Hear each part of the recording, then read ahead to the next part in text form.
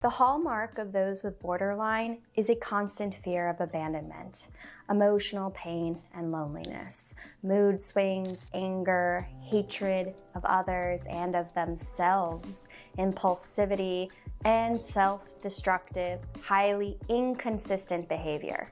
Hall-Strauss summarizes those with borderline's general attitude towards others in the title of his book, I Hate You, Don't Leave Me.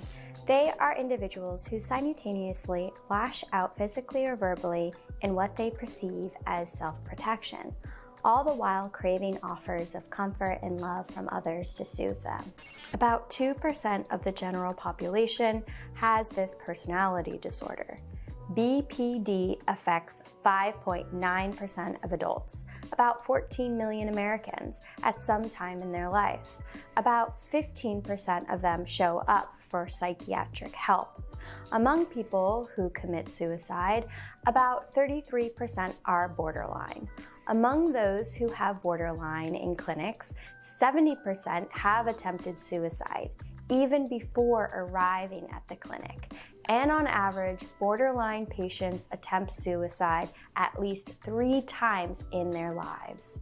For this reason, borderlines are said to have the most lethal psychiatric disorder. About 10% of borderlines actually commit suicide, whereas the 90% just threaten or attempt it.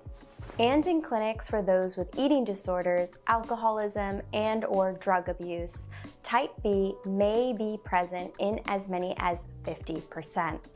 Borderlines cannot tolerate being alone. For them, aloneness feels like abandonment.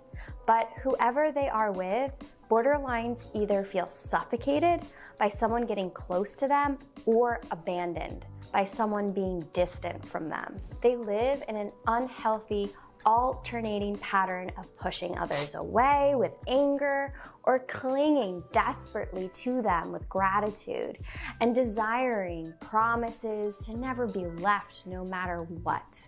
Borderlines also tend to think in very black and white ways, so-called splitting, so that people are either all good or all bad.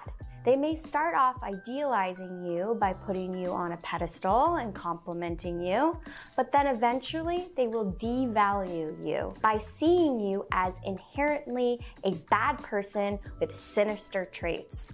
According to the book, The Science of Evil, borderlines are also very manipulative.